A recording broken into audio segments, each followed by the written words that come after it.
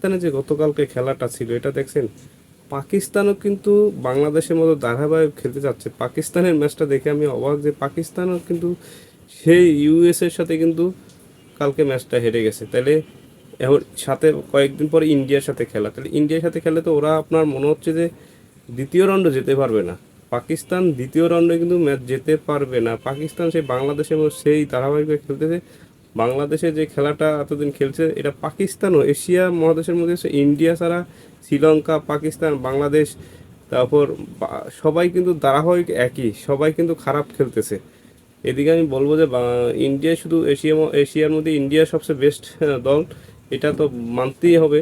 এবং তাদের যে দলের অবাক যে কালকে যে ম্যাচটা পাকিস্তানের যে ম্যাচটা ইউএসের সাথে খেলা ছিল এটা কিভাবে হারলো। এই ম্যাচটা যদি এই অবস্থা, ওরা যদি একটা ম্যাচ হেরে গেছে আর তিনটা ম্যাচ খেলতে পারবে, তারা তিনটা ম্যাচ খেলে যদি আপনি ইন্ডিয়ার সাথে ম্যাচটা হেরে যায় তাহলে ওরা এখান থেকে ছিটকে পড়ে যাবে। আমাদের যেটা বলছিলেন যে আমাদের আর যদি মানে ইন্ডিয়ার সাথে এই ম্যাচটা যদি হারে তাহলে তো পাকিস্তান একদমই শেষ, বিদায় নিয়ে যেতে হবে, বিদায় হয়ে যাবে। এই বিদায় হয়ে গেলে যে এই ম্যাচটা যে খেলবে তারা ইন্ডিয়ার সাথে খেলে তো অটোমেটিকলি হারবে। তাহলে ম্যাচ ইউএসের সাথে যত ম্যাচটা জিততে পারে না, ইন্ডিয়ার সাথে অবশ্যই হারবে। তাহলে এই অল্পতে যদি ম্যাচটা কীভাবে মানে পাকিস্তান বাদ হয়ে যায় দলে, তাহলে আমাদের এশিয়ার মধ্যে সে থাকবে কে? এদিক দিয়ে বাংলাদেশ যদি শ্রীলঙ্কার সাথে কালকের ম্যাচটা জিতে তাইলে হয়তো দ্বিতীয় রাউন্ডে খেলবে, যদি না জিতে তাহলে ওদের লাক খারাপ। তবে জিততে হবে বাংলাদেশের এই ম্যাচটা অবশ্যই জিততে হবে। যদি না জিতে তাহলে কিন্তু অবস্থা খুবই খারাপ হবে। এই ম্যাচ ওদের জন্য এত এত সুযোগ আছে বাংলাদেশের জন্য, এত সুযোগ হাতছাড়া করা, যদি যদি এই ম্যাচটা যদি বাংলাদেশ যদি শ্রীলঙ্কার সাথে না জিততে পারে তাহলে কিন্তু অবস্থা ভয়াবহ হবে।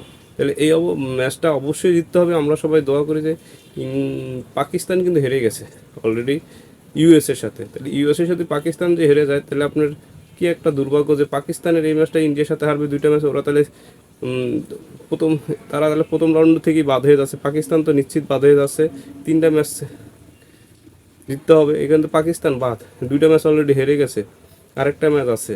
তাহলে ওদের সাথে যে তিনটা ম্যাচে যদি হেরে যায় তাহলে তিনটা ম্যাচ হারলে তো খেলা শেষ, প্রথম রাউন্ডে চলে আসবে। বাংলা যদি শ্রীলঙ্কার সাথে এই গ্রুপের সাথে শ্রীলঙ্কার সাথে জিতলে আশা করা যায় দ্বিতীয় রাউন্ডে তারা খেলবে। তাহলে এটা তো বাংলাদেশের জন্য একটা ভালো একটা সুযোগ রয়েছে, এবং এখানে যদি বাংলাদেশ সেই সুযোগটা কাজে লাগাইতে পারে অবশ্যই বাংলাদেশ কিন্তু যদি সুযোগটা কাজে লাগাইতে পারে অবশ্যই বাংলাদেশের তাহলে খুবই সুন্দরভাবে একটা কাজ করতে পারবে। এটা হচ্ছে বাংলাদেশের জন্য খুব অপরচুনিটি, বাংলাদেশের জন্য খুবই গুরুত্বপূর্ণ একটা ম্যাচ হতে যাচ্ছে বাংলাদেশের শ্রীলঙ্কা, বাংলাদেশ বনাম শ্রীলঙ্কার। এই ম্যাচটা ঘিরেই কিন্তু যত জল্পনা কল্পনা বাংলাদেশ এই ম্যাচটার ঘিরে, এই ম্যাচটা অবশ্যই বাংলাদেশে জিততে হবে।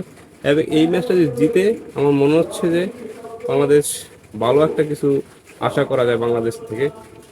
বাংলাদেশ দলকে বেস্ট অফ লাক। এবং পাকিস্তানের এই ম্যাচটা দেখে কিন্তু আমার খুবই খারাপ লাগে যে পাকিস্তানও কিন্তু বাংলাদেশের মধ্যে সেম তারাভাবে খেলতেছে, এবং দিক দিয়ে আপনার শ্রীলঙ্কা সেম খেলছে।